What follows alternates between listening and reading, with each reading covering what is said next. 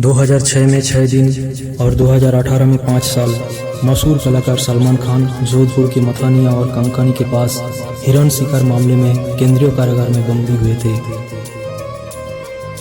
The dark night rises, thugs of Hinduism.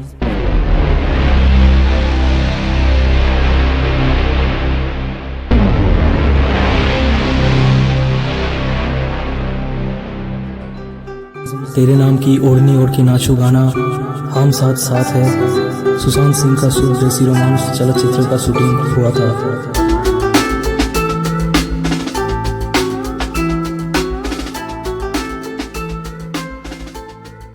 नमस्कार दोस्तों, स्वागत है आपको हमारे आज के इस खास ब्लॉग में। आज हम आपको लेकर चलेंगे राजस्थान की शौर्य और वैभव के प्रतीक मेहरानगढ़ किला की ओर।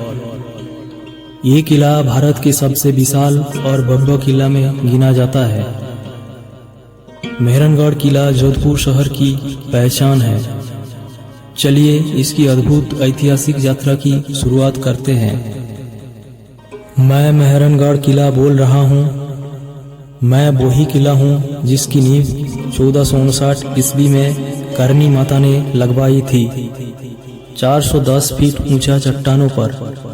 मैं मोहर की आकृति में बना हुआ, इस वजह से मुझे मयूर ध्वज के नाम से भी जाना जाता है।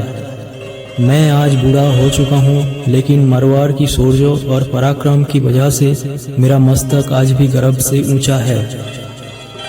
मैं आज भी राजपूत स्थापत्य कला का गुणगान गाता, मौसम का हार थपेड़ों का सहने में सक्षम हूँ। यह की गर्म हवाओं में बलिदान की खुशबू है। यह की कण कण में वीरता का आभास है, जो मुझे इस पथरीला रेगिस्तान में हरियाली सा आनंद देता है। आप में से कईयों ने मुझे देखा होगा, लेकिन क्या आपको पता है, इस किले की नींव रखते समय यहाँ का एक स्थानीय व्यक्ति राजाराम मेघवाल ने स्वेच्छा से अपना बलिदान दिया था, जिसे जीवित ही किले की नींव में गाड़ दिया। एक तांत्रिक ने राव जोधा को सलाह दी थी कि यदि इस किले की नींव में किसी जीवित व्यक्ति को गाड़ा जाए तो ये किला राव जोधा के वंशजों की अधिकार में ही रहेगा और कभी उन पर से नहीं हटेगा। जब कोई आगे नहीं आया था तो राजाराम मेघवाल नाम का एक नेक व्यक्ति ने स्वयं अपने जीवन का बलिदान देने का प्रस्ताव रखा। क्या आपको ये पता है कि मेरे पर सफेद किला की एक ऐसा कलंक लगा है जो इतनी बरसातें झेलने पर भी मैं धो नहीं सका। मेरे यहाँ रहने वाले किसी भी राजा ने अपने पोते का मुंह नहीं देखा और ये सांप मुझे तीर की तरह चुभने लगता है, और इसी वजह से मुझे इस पहाड़ी पर अकेला छोड़कर सब चले गए। मेरे बूढ़े कंधे आज इस कलंक को अपने ऊपर ढोए हुए हैं। इसके अलावा मुझे एक और श्राप था, जिसके बारे में आपको पता हो तो मुझे कमेंट में बताएं, नहीं तो मैं आगे आपको बताऊंगा। मैं राजस्थान राज्य के जोधपुर जिले में स्थित विशालकाय मेहरानगढ़ दुर्ग बोल रहा हूँ। 1500 ईस्वी में बना मैं मेहरानगढ़ जमीन सतह से 125 फीट ऊंची पथरीली पहाड़ियाँ पर बना आज भी खड़ा होकर आपकी राह देख रहा हूँ। 8 द्वार, कई बुर्ज और लगभग 10 किलोमीटर लंबी दीवारों से घिरा हुआ। मैं बाहर से ना देखने जैसे अदृश्य सड़कों से जुड़े मेरे 4 द्वार हैं। मेरे परिसर के अंदर एक भव्य महल, अद्भुत नक्काशदार किवाड़, जारेदार खिड़कियाँ और प्रेरित करने वाले नाम हैं, जिनका मैं आज आपसे परिचय कराऊंगा। मेरे एक एक महल से लेकर पूरे किले की अति सूक्ष्म जानकारी पहले आपको दे देता हूँ। यदि आप मुझे देखने आ रहे तो आपको 20 से 25 मिनट की पहाड़ी रास्ते को चलकर बाहर करते हुए आना पड़ेगा। इसके बाद अगर मेरे दुर्ग की पैदल चढ़ाई करना चाहते हैं तो आपको 10 से 15 मिनट और लगे जाएंगे। परंतु अब मेरे अंदर लिफ्ट की व्यवस्था कर दी गई है। आप कुछ सेकंड में ही ऊपर आ सकते हैं। मेरे दुर्ग का असली नाम मिहिरगढ़ हुआ करता था। मिहिर का अर्थ है सूर्य और गढ़ का मतलब किला। मिहिरगढ़ का शाब्दिक अर्थ सूर्य का किला होता था, लेकिन बोलते बोलते मेरा नाम मेहरानगढ़ हो गया। मेरा निर्माण 1459 में राव जोधा ने शुरू करवाई थी। मेरे मुख्य द्वार दरवाजे की बाहर ही आपको समाधि स्थल की छतरियां नजर आएंगी। ये सब युद्ध में अपना बलिदान दे चुके सूरवीरों की याद में बनाई गई है। राष्ट्र और मेरे इस दुर्ग के लिए अपना बलिदान देने वाले ठाकुर चौहान श्याम सिंह, ठाकुर खींची दुर्गादास के साथ सभी सूरवीरों को मैं शत शत नमन करता हूँ।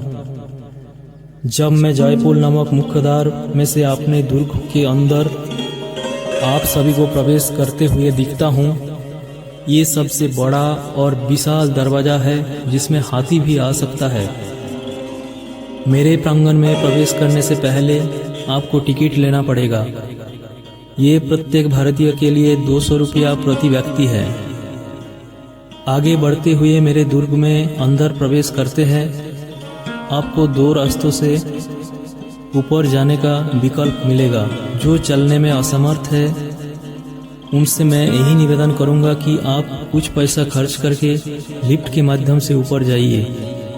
वही बाकियों के लिए चलकर जाना सबसे बेहतरीन होगा। अब मैं दिखाता हूँ मेरा 1.5 कंगड़ा पोल, जिसको लखन पोल के नाम से भी जाना जाता है। राजशाही के समय ये मुख्य दरवाजा हुआ करता था। ये जो आप लखन पोल और मेरी दीवारों पर छेद के निशान देख रहे हैं, ये एक युद्ध का कहानी बयां करते हैं। सन 1808 में किसी के बहकाव में आकर जयपुर के उस समय के महाराज जगत सिंह ने मुझ पर चढ़ाई कर दी और जोधपुर नगर पर कब्जा कर लिया और मेरे दुर्ग को चारों ओर से घेर लिया। मेरे दुर्ग के आसपास मुझे बचाते हुए, मेरी रक्षा करते हुए अनेक सैनिक और योद्धा वीरगति को प्राप्त हुए थे, लेकिन मुझे छोटी मोटी खरोचों के अलावा कोई आंच नहीं आने दी। युद्ध चलते चलते शत्रु के पांव उखाड़ने लगे और शत्रु दल के सेनाओं ने हार स्वीकार कर लिया। लेकिन उस लड़ाई के दौरान तोपों के गोले से मेरे घाव आज भी आप यहाँ महसूस करोगे, जिन्हें आज तक कोई भर ना सका। मेरी मनमोहक छवि को देखते हुए अब मैं आपको भूतिया कहानी सुनाता हूँ, जिस कारण से मेरे इसी दुर्ग को एक श्रापित किला कहा जाने लगा था। जब राव जोधाओं को शत्रुओं से रक्षा की दृष्टि से एक मजबूत किले की कमी महसूस हुई, वो पहुंचे यहाँ पर यहाँ का निरीक्षण करने की। यहाँ पर किले की निर्माण किया जा सकता है। जिस जगह पर अभी मैं मौजूद हूँ, इसी पहाड़ी पर जब राव जोधा पहुंचे तो देखते हैं कि एक बकरी एक शेर से लड़ाई कर रही थी। ये दृश्य देखकर राव योद्धा को ये पुण्य पराक्रमी भूमि एकदम उपयुक्त लगी, जिस पर एक शानदार और मजबूत किला बनाया जा सके। फिर पूरी तरह से निरीक्षण करते करते एक महात्मा की कुटिया में जा पहुंचे। वो ये देखकर प्रसन्न होते हैं। ये कुटिया के आसपास कुछ ऐसे जलस्रोत हैं जिनसे निरंतर जल प्रवाह हो रहा था। राव जोधा ने इस पहाड़ी को एकदम उत्तम जगह मानते हुए उन महात्मा को इस जगह को खाली करने का आदेश दिया और यहाँ पर किले का निर्माण किया जाएगा, ये कह दिया। परंतु महात्मा ने इस बात से मना कर दिया, लेकिन राव जोधा नहीं माने और किले का निर्माण शुरू हो गया। ये देखकर महात्मा क्रोध में आ गया और श्राप दे दिया कि जिस पानी को देख के आप इस किले का निर्माण शुरू कर रहे हो और मेरे तपस्या में विघ्न डाला है, वही पानी के लिए जोधपुर तरसेगा। और उन्होंने अपना कुटिया का स्थान बदलकर दूसरे जगह ले गए और फिर वही हुआ जैसे श्राप था। मेरे निर्माण के शुरुआती दौर में उन जलस्रोत से पानी आना बंद हो गए।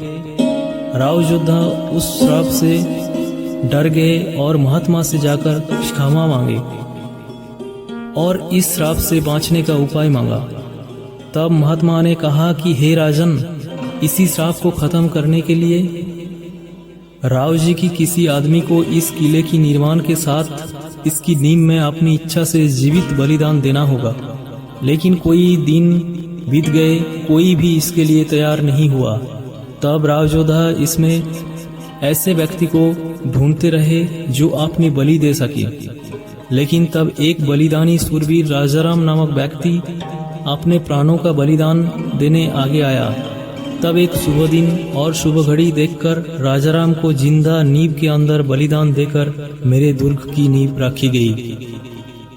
अब मैं आपको दिखाता हूँ मेरा दुर्ग का तीसरी मुख्य द्वार, जिसका नाम है लोहा पोल। लोहा पोल के पास दीवार पर ही आपको महान रानियों के हाथों के चिन्ह दिखाई देंगे, जो अपने राजा के दिल छोड़ने के बाद स्वयं की देव की आग के हवाले कर सती हुआ करती थी। मैं आज भी उन महान पुण्य आत्माओं को अपने पूरे दुर्ग में विचरित करते हुए महसूस करता हूँ, जिन्होंने अपनी देह का अस्तित्व का रक्षा करते हुए अग्निकुंड में छलांग लगाई थी। चौथी दरवाजे यानी कि सूरज पोल। दरवाजे में घुसते ही कुछ सीढ़ियों के माध्यम से आप ऊपर की ओर जाएंगे और आपको दर्शन होंगे राजमहल की हिंदू संस्कृति की झलक दिखलाता राजमहल बेहद भव्य और नक्काशीदार है। मैं हमेशा मेरे पूरे दुर्ग में इस महल को बेहद लाड़ प्यार से रखता हूँ। बारीकी से तरसा गया पत्थरों से बना मेरा राजमहल किसी सर्क से कम नहीं लगता। यही राजमहल के प्रांगण में आपको राजगद्दी जैसे एक विशाल कुर्सी दिखाई दे रही होगी, जिसको राजतिलक होते समय भावी राजा को इस सिंहासन पर बिठाकर रीति रिवाज से तिलक करके मेरे दुर्ग के नियमानुसार राजा घोषित किया जाता था। यही पास में मौजूद एक जगह पर हाथी के ऊपर लगने वाले सिंहासन को देख सकते हैं। इनमें कुछ सोने का, कुछ चांदी के बने हुए हैं। इसमें से कुछ नक्काशीदार अलग अलग धातुओं से बने हुए हैं। यहाँ पर मौजूद है पालकी खाना। जब भी रॉयल परिवारों का सदस्य कहीं जाते थे तो इन पालकियों का इस्तेमाल करते थे। इनमें प्रमुख पालकियाँ हैं रानियों के लिए इस्तेमाल किए जाने वाले पालकियाँ। आपने जरूर निहारते हुए आगे बढ़ेंगे। एक खास पालकी भी है जो सिर्फ शादियों में नवविवाहित वधू की डोली के तौर पर इस्तेमाल की जाती थी। दौलत खाने को दिखाते हुए आप में मेरे दुर्ग में स्थित सोने की पालकी दिखाता हूँ। आप इसको प्यार से देखेंगे तो आपकी नज़र नहीं हटेंगी। महीन सोने की कारीगरी से बनी इस पालकी पर प्योर सोने की परत चढ़ी हुई है। यहीं पर पास में आप समय समय पर मेरे ऊपर अपना अधिकार स्थापित करने वाले राजाओं के तलवार देख सकते हैं। इन तलवारों के शोर की यादों में आज भी एकदम निडरता महसूस करता हूँ। अब मैं आपको शानदार नक्काशी और पेंटिंग से बने राजदरबार, अलग अलग पौधे पर रहे प्रमुख मंत्री और मंत्रियों की पेंटिंग दिखाते हुए आगे चलता हूँ। यहाँ पर आपको राजदरबार की झलक भी दिखेगी। इसी के साथ हाथी और घोड़े के ऊपर सवार होकर किस प्रकार युद्ध लड़े जाते थे, इसकी भी झलक आपको पेंटिंग के माध्यम से दिख जाएगी। किले में ऊपर की ओर जाने पर शानदार घुमावदार सीढ़ियों को देखकर आपके मुंह से मुझे वाव जरूर सुनाई देगा। जिस कालखंड में भी इस प्रकार गजब की मीनार बनाने में महारथी थे, ऊपर आकर आप देखेंगे तो आप तरह तरह का टेंट और अद्भुत कालीन सामग्री नजर आएगी। राजा जब भी कोई लंबी यात्रा पर निकालते थे या शिकार पर जाते थे, इस प्रकार की वस्तुओं के साथ में ले जाते थे। जब भी विश्राम का समय होता था तभी इस प्रकार का टेंट लगाया जाता था। इस प्रकार सही पारिवारिक सदस्य विश्राम करते थे।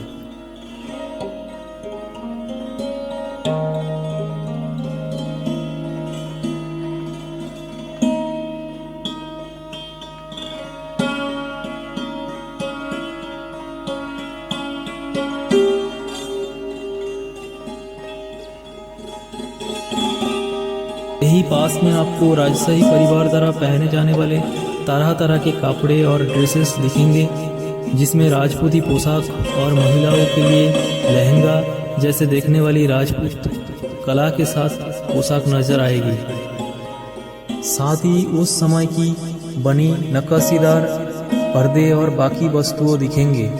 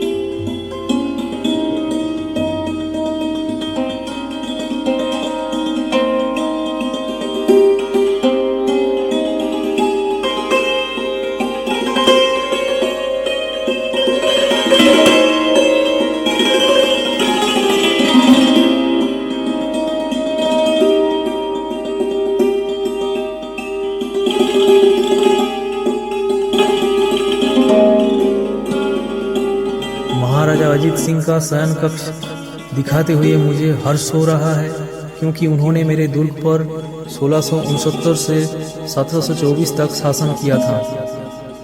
इस कमरे को शीश महल के नाम से जाना जाता है। इसकी खासियत है कि इसके चारों ओर शानदार शीशों को पूरे कमरे की छत से लेकर दीवारों तक लगाया गया था।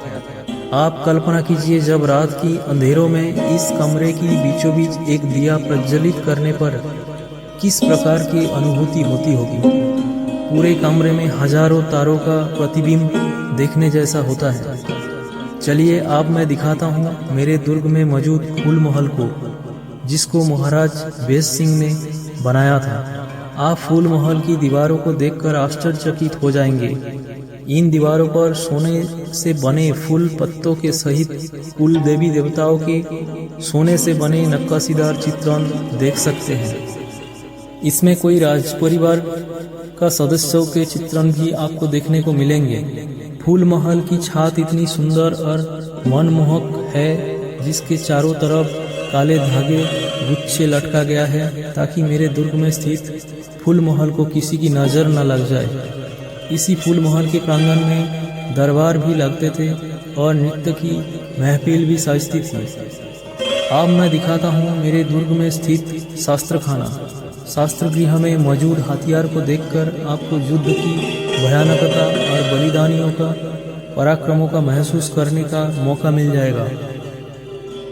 देखिए, मेरे शस्त्र भंडार में तरह तरह की भाले, चाकू, विरोधी सैनिकों को पकड़ने के लिए तरह तरह की हथियार, छुपा कर ले जाने वाले हथियार, तीर कमान, छोटी और बड़ी तलवार, बंदूकें जो शानदार नक्काशी से जड़ी हुई है। इसके अलावा खंजर, कतार, ढाल, हेलमेट, काउच, छड़ी जैसे हथियार मौजूद है। अब मैं दिखाता हूँ अपने दुर्ग का विशेष राजभवन। इसका निर्माण महाराजा ताकत सिंह जी ने करवाया था। इनका शासनकाल 1843 से लेकर 1873 तक रहा। उन्होंने मेरा इस भवन का निर्माण उनके रहने के लिए करवाया था। मेरे इस महल में आपको हिंदू पद्धतियों से बनी नक्काशियों के साथ साथ ब्रिटिश काल की कला भी महसूस होगी। ये वही महाराजा ताकत सिंह थे जिसे राजघराने के जो आखिरी राजा थे, जिन्होंने मेरे दुर्ग को अपना निवास स्थान बनाया था। इसके आगे ले चलने पर आपको बेहद ही सुंदर नक्काशीदार खिड़कियां और दरवाजे मिलेंगे, जिसमें आपको राजपूती शान और कलाकृति की मजबूत खूबियां मिलेंगे। यहीं पर एक छोटी बालकनी है जिसमें से आपको पूरे जोधपुर शहर की सुंदर, मनमोहक और मनोहर छवि देखने को मिलेंगे।